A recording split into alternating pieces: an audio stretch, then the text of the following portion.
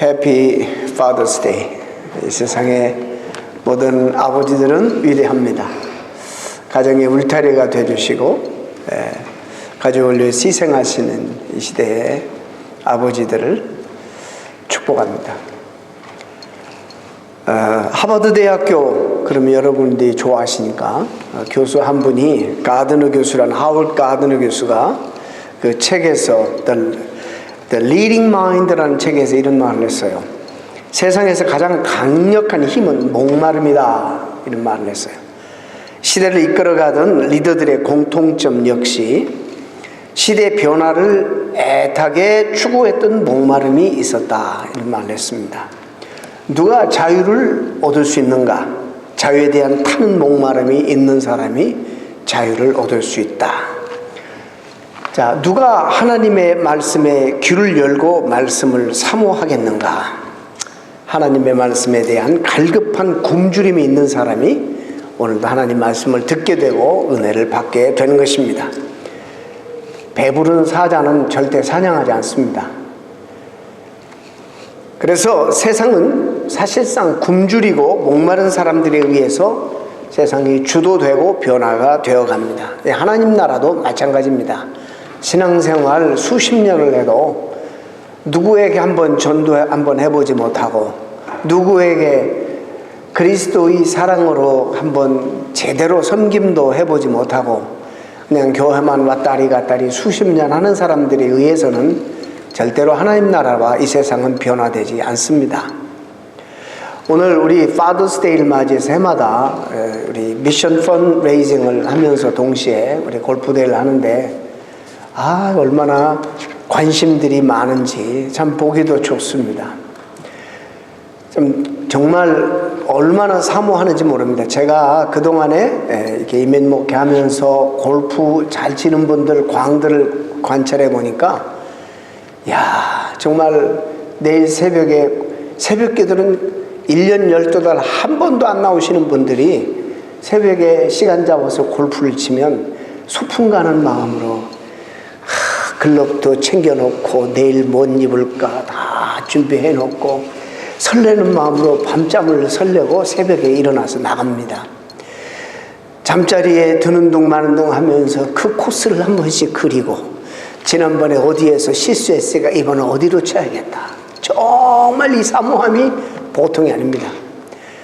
그런 분들이 그래서 실력도 향상되고 그런 겁니다. 골프샵을 그냥 못 지나가요. 뭘 또 혹시 좋은 게 나와 있는가? 내가 요즘에 잘 안 맞는데 혹시 내 클럽이 안 좋아서 그런가? 혹시 세일하는 게 없는가? 온통 관심이 거기에고 집에 와도 연속극이나 다른 것이 가족들이 보는데 다 골프 채널만 틀고 그것만 늘 집중하고 묵상합니다.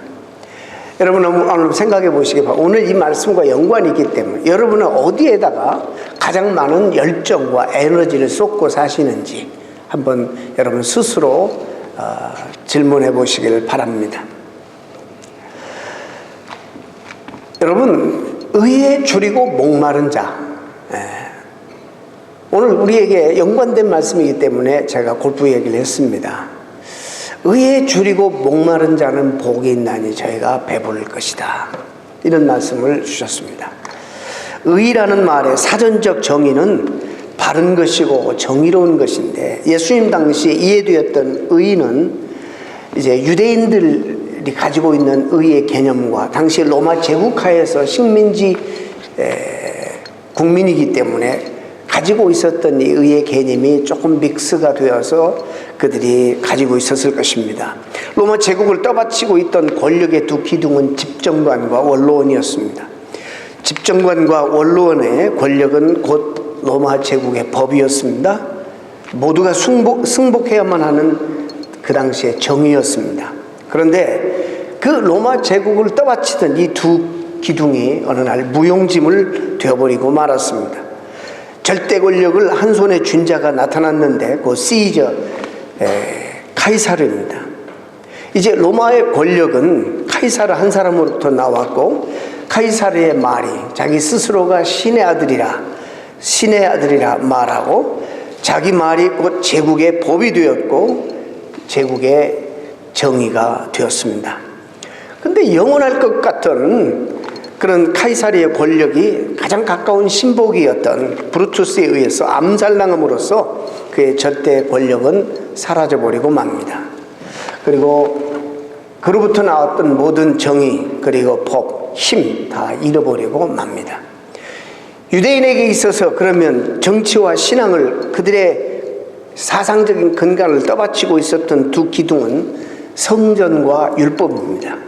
사실 유대인들은 이것이 장차 오실 메시아를 상징하는 그림인 것을 어떤 면에서는 알고 있으면서도 점점점 희미해져 갔습니다. 유대인들에게 최고의 가치는 율법이었습니다. 그래서 율법을 지키고 수호하는 일에 무엇보다도 그들은 열과 성의를 다했고 목숨을 다 바쳤습니다. 본래 하나님과 이스라엘 관계는 언약 관계입니다. 하나님 쪽에서 자비로운 은총을 베풀어 일방적으로 주권적인 하나님의 역사로 맺어진 것입니다. 그런데 이 관계가 언약 관계였던 유대인들이 하나님보다는 그가 내신 율법에 매여버리고 맙니다. 그래서 율법을 지키는 것이 그들에게 의가 되었고 정의가 되어버렸습니다. 신앙인의 의로움이라고 얘기되었습니다. 그래서 하나님은 사라져버리고 그들 가운데 율법만 남아있고 율법이 최고의 가치가 된 것입니다. 그러다 보니까 신앙의 외적인 행위가 강조될 수밖에 없었습니다. 인간이 율법을 지킴으로 스스로 의롭다, 자기 의를 드러냈습니다. 바리새인의 기도 가운데 하나님 감사합니다. 나는 저 세리와 같지 않은 것을 인하여 감사합니다. 일주일에 2번씩 금식하고 11조도 드리고 등등 자기의 종교적인 행위, 겉으로 드러나는 나는 봉사도 잘했습니다. 주일 성소 꼬박꼬박 했습니다. 11조도 꼭 드렸습니다. 내가 다른 사람에 비해서 훨씬 더 헌신적으로 이 교회와 사역을 협력하고 돕고 있습니다. 자기의, 내가 이것도 하고 저것도 하고. 하나님 그분보다는 자기가 행한 일들 때문에, 겉으로 드러난 행위 때문에 자기 의를 드러내는 그런 이스라엘 백성들이 오늘도 우리 가운데 적지 않게 있습니다. 예루살렘 성전이 무엇입니까? 이러한 율법을 수호하는 최고의 기관이었습니다. 의로움의 상징이었죠. 그러나 주 70년에 바로 예루살렘 성전 자체도 로마 제국에 의해서 무너지고 폐허되었습니다. 다 멸망당했습니다. 로마 권력을 통해서 나오는 정의도, 이스라엘의 율법이 담보했던 의로움도 다 역사 가운데 소멸해 버렸습니다. 예수님은 바로 이런 사상을 가지고 있는 사람들에게 그 당시 예수님이 여기서 말씀하신 의는 아주 다른 차원에서 의를 얘기하고 있는 것입니다. 왜냐하면 그들은 이미 권력과 행위로 자기 의로움을 자랑하기에 배부른 사람들이 이미 되어 있었기 때문입니다. 그런데 예수님은 이제 마치 사도 바울이 잘 깨닫고 로마서 2장과 3장에서 얘기한 것처럼 의인은 없나니 하나도 없다. 이 세상에 우리 모두는 다 죄를 범하였으며 하나님의 영광에 이르지도 못하고 다 죄인이다. 그런데 거기에 우리 한국 성경에는 이 전치사가 빠져 있지만 그러나 한 의가 이렇게 나와요. 율법 외에 한 의가 나타났으니 율법과 구약의 선지자들 율법을 통해 증거를 받은 것이라 곧 예수 그리스도인데, 예수 그리스도를 믿는 믿음으로 말미암아 모든 자들에게 미치는 하나님의 의다, 이 말씀하고 있습니다. 예수님 지금은 다른 차원에서 이 말씀을 하고 있는 거예요. 사도 바울이 정확하게 이 성경적인 의의 개념을 이해했습니다. 예수님이 말씀하시는 의는 인간적인 의로움이 아니라 하나님의 의인 예수 그리스도를 믿는 믿음만이 우리에게 하나님 나라를 열어줄 수 있기 때문에, 그래서 성경은 하나님께서 죄를 알지도 못하신 그분을 우리를 위하여 죄로 삼으신 것은, 우리 대신 죄인으로 삼으신 것은 우리를 그분 안에서 하나님의 의가 되게 하려 하심이라. 죄 없으신 예수 그리스도를 우리를 위하여 죄로 삼으신 하나님의 자비하심만이 영원하고도 무궁한 의가 되는 것이고, 이것이 바로 복음인 것입니다. 우리가 부족하고 아직도 죄인이지만은 예수 그리스도를 믿을 때 그 믿음 안에서 하나님의 의를 우리가 받게 되기 때문에 하나님은 우리를 의롭다고 칭해 주신다라는 이런 말씀입니다. 그 의는 뭐냐면 그 앞에서 나는 내세울 것이 아무것도 없는 것입니다. 그저 하나님의 용서와 자비하심만을 구할 뿐입니다. 의에 줄이고 목마른 사람은 오늘도 하나님의 자비하심이 없이는 용서받을 수 없는 죄인임을 깨닫는 사람입니다. 그럴 때 예수 그리스도를 믿는 믿음을 보시고 우리를 어렵다고 인정해 주시는 하나님을 경험하고, 동시에 의에 줄인 사람은, 목마른 사람은 하나님과의 바른 관계를 바로 회복할 뿐만 아니라 이웃과 세상을 새롭게 하기 위해서도 동시에 애쓰는 사람을 말하는 것입니다. 여러분, 지금 우리는 아무리 이해하려고 해도 그 당시에 사람들과 문화를 잘 이해를 못할 것입니다.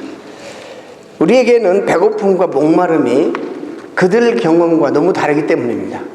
우리 가운데는 배고파서 죽는 사람도 없고 목이 말라서 죽는 사람도 우리 가운데 없기 때문에 잘 이해를 못할 겁니다. 당시 고대 사회에서는 특별히 특정한 귀족 아니고서는 정직하게 노동해서 자기들이 번 수입을 가지고서는 배부르게 먹을 수가 없었습니다. 불가능했습니다. 그래서 많은 사람들이 기아에 허덕였습니다. 더군다나 태양이 불볕같이 내려쬐고 모래바람이 수시로 불어오는 사막에서 항상 살인적인 갈증을 느끼며 살 수밖에 없었습니다. 그런 사회에서 굶주림과 이 갈증은 우리가 이해하는 그런 것 정도가 아니라 생명과 연관되는 굶주림이고 갈증입니다. 그런 배경에서 주님은 이 말씀을 사실상 하신 겁니다. 그래서 우리 안에 여러분 말씀을 들으면서 살면서 정말 하나님에 대한 진정한 갈증, 하나님에 대한 갈망이 있다면 이것만큼 큰 축복이 어디 있겠는가. 제가 골프를 사모하는 자들이 정말 얼마나 설레면서 사모하고 그렇게 사는 모습을 보면서 제가 감히 여러분들에게도 말씀드립니다. 저도 주일을 그렇게 사모합니다. 주일을 기다립니다. 설교해야 되는 부담도 있고 그렇지만 어떤 때는 정말 자주 이렇게 하고 싶습니다. 주일을 위해서 일주일간을 삽니다. 그리고 사랑하는 성도들과 만나서 하나님 말씀 대언하고 또 아름다운 성도의 교제를 가지고, 목사니까 직업적으로 그래야 되니까 그렇습니까? 그러면 다른 얘기하죠. 저 아니더라도 오늘날 경건한 성도들이 바로 이 하나님에 대한 갈증 때문에 주를 기다리며 하나님을 제우선적으로 여기고 하나님의 나라와 의를 구하는 성도들이 적지 않게 많습니다. 그런 목마름들이 있기 때문에 계속 하나님 나라의 복음은 선포되고 있고, 그런 분들이 있기 때문에 하나님의 교회와 하나님 나라가 왕성하게 성장하는 것입니다. 목사들뿐만 아닙니다. 적지 않게 많은 경건한 성도들이 정말 그들이 최고의 가치로 우리 하나님의 의를 사모하고 살아가는 분들이 많습니다.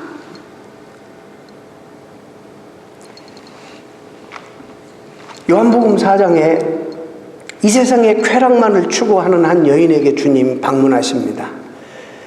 남편을 벌써 5명이나 갈아치웠다는 것은 어떤 한 곳에 만족하지 못하고 한 남자에게 어떤 물질에 막 옮겨다니면서 만족을 얻지 못하는 한 여인을, 이 여인은 이 세상의 쾌락과 만족, 이 세상의 행복만, 물질만을 사모하고 살아가는 사람의 상징적인 대표적인 인물일 것입니다. 주님이 만나서 우물가에서 그 물을 소재로 주님에 대해서 소개합니다. 내가 만일 하나님의 선물과 또 내게 물을 달라 하는 이가 누구인 줄 알았더라면 내가 그에게 구했을 것이요 그가 생수를 내게 주었으리라. 이 물을 마시는 자마다 다시 목마르려니와 내가 주는 물을 마시는 자는 영원히 목마르지 아니하나니 내가 주는 물은 그 속에서 영생하도록 솟아나는 샘물이 되리라. 그러면서 이 세상의 행복 그런 데서 찾는 것이 아니다. 인간은 하나님의 형상대로 지음받고 우리 속에 인정하든 안 하든 우리는 육신의 떡도 필요하지만 더 중요한 것은 하나님의 생명을 우리가 공급받고 살아야지 진정한 만족이 있다. 이렇게 주님 말씀하시는 것입니다.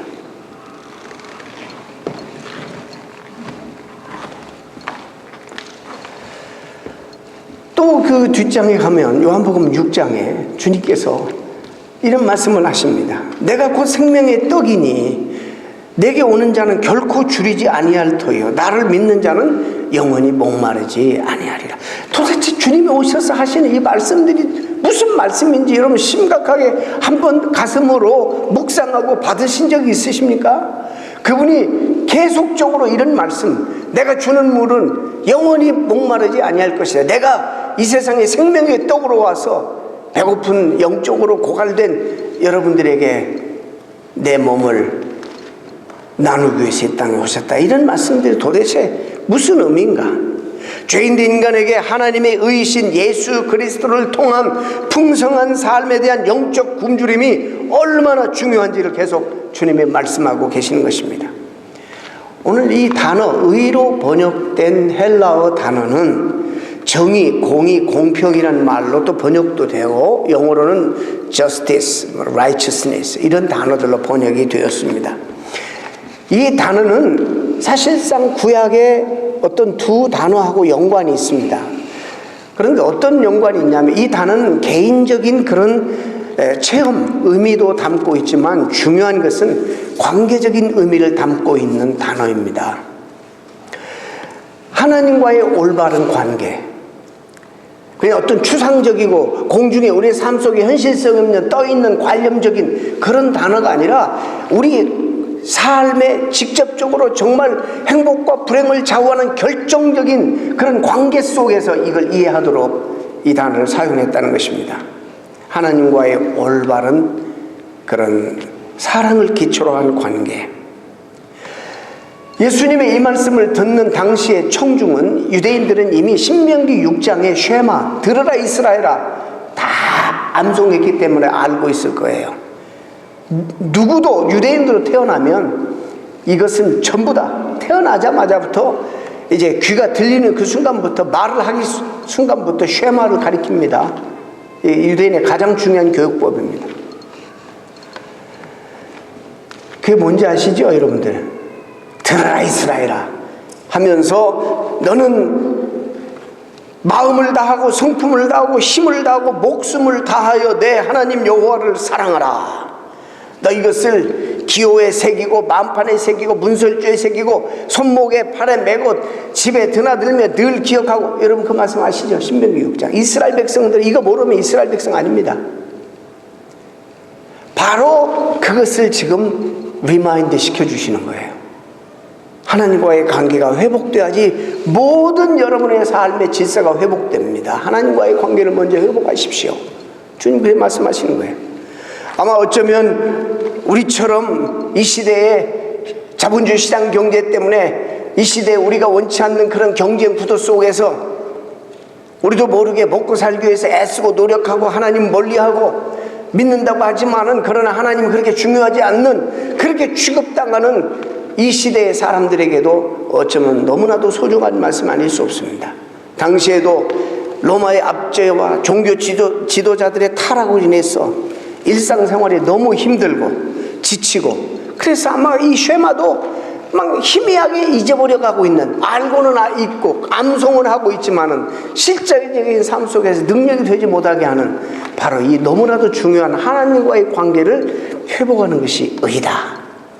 그걸 갈망하라. 제일 먼저 주님 말씀하시는 겁니다. 시편 42편에서 마치 사슴이 신의 모를 찾아 갈급하듯이 내 영혼을 주님을 찾아 그렇게 갈급해야 된다. 이 말씀하는 겁니다. 에레미야 선지자도 너희들이 나를 갈망하고 나를 전심으로 찾으면 만날 것이다. 내가 너희를 만나주리라 말씀하십니다.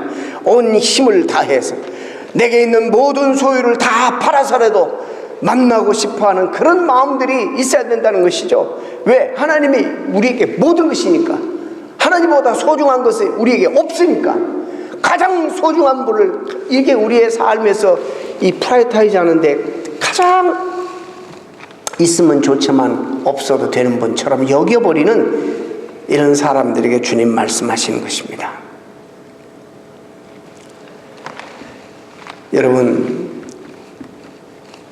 이 하나님과의 관계가 회복되지 않으면 이 모든 것이 질서가 무너지게 되는 것입니다. 이게 성경이 창세기부터 계시록까지 우리에게 주시는 중심 메시지예요. 하나님 중심적인 삶을 살아라. 우리가 그분으로부터 왔다. 우리가 떡으로만 살 것이 아니라 떡도 필요하지만 그분으로부터 생명이 왔고 그분이 공급하시는 그런 생명을 우리가 공급받아야지 살 수 있다. 하나님의 입으로 나오는 모든 말씀으로 살아야 된다. 여기는 여러분 하나님 안에 있는 생명을 말하는 것이죠.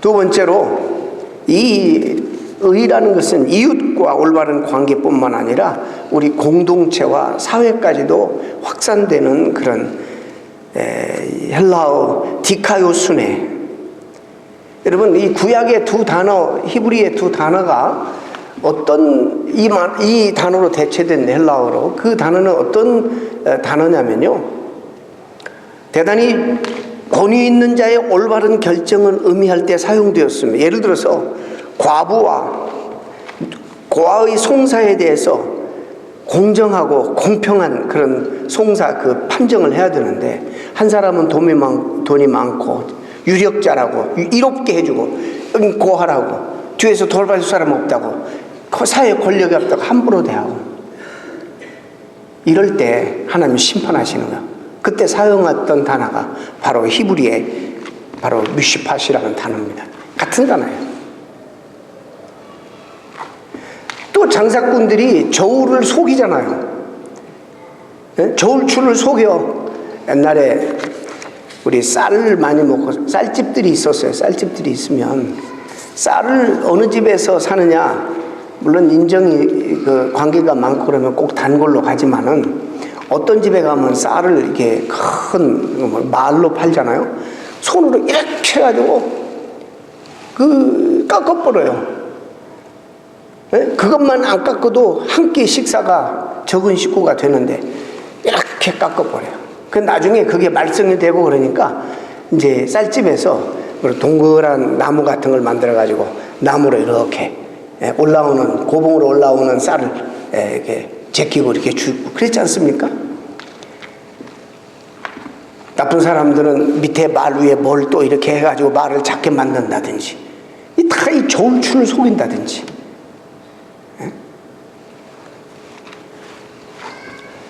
이럴 때 하나님이 심판하십니다. 그럴 때 사용됐던 단어예요. 또 한 단어는 이 힘 있는 자들로부터 해방, 그 다음에 억압으로부터 해방, 공동체 관계를 회복하기 위해서 회복하는 정의, 이것을 얘기할 때 썼습니다.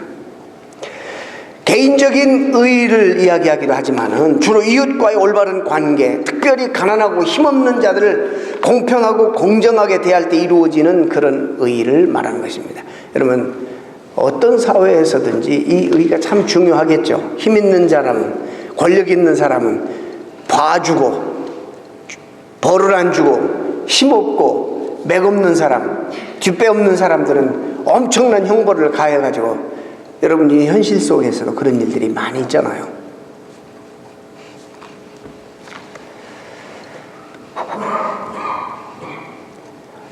우리가 이 얘기하는 이 세상의 정의나 이것은요, 너무나 불완전한 것입니다.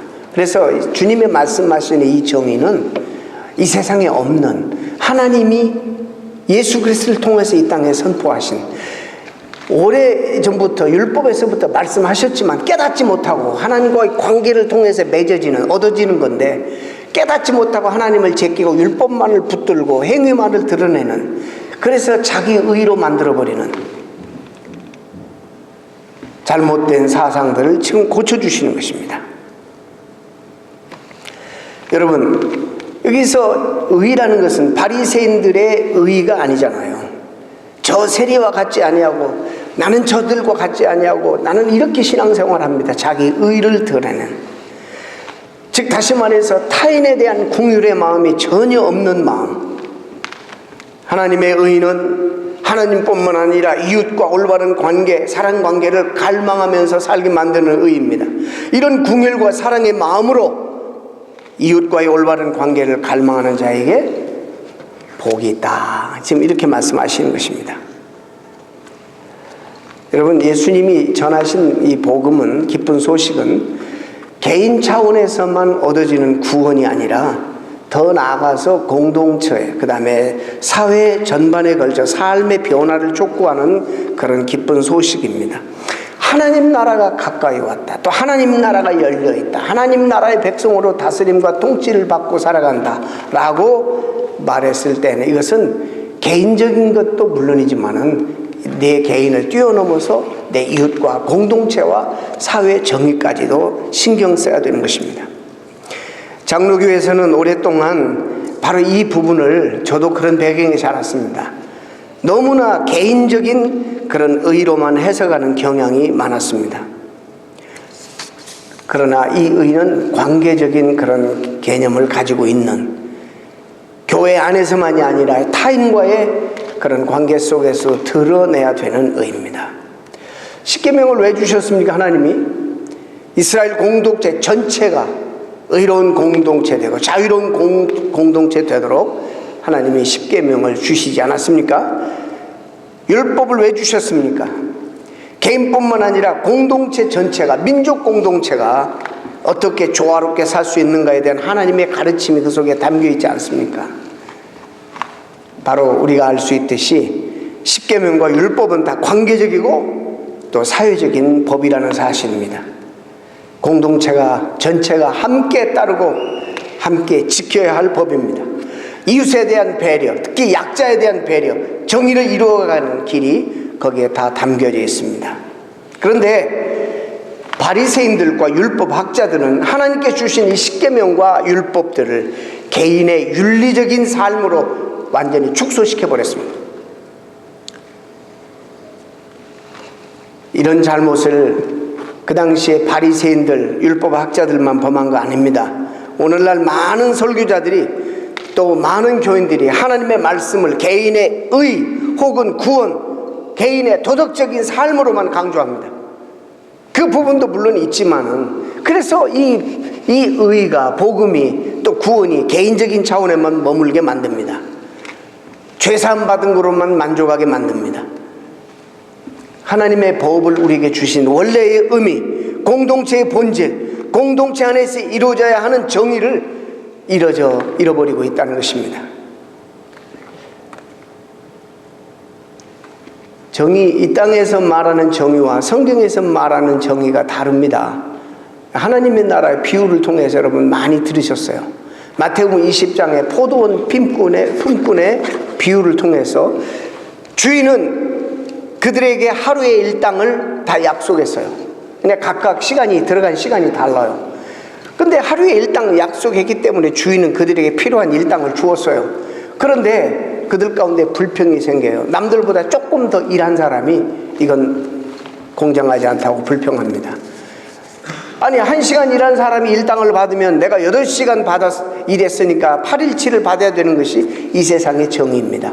그런데 하나님의 정의는 그런 게 아닙니다. 하나님의 정의는 필요한 만큼 나눈 것입니다.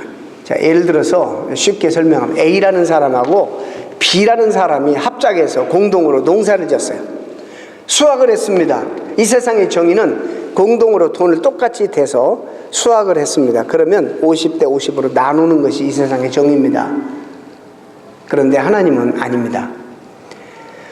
A는 자녀가 2이고 B는 자녀가 6이면 똑같이 50대 50 나누면 안 됩니다.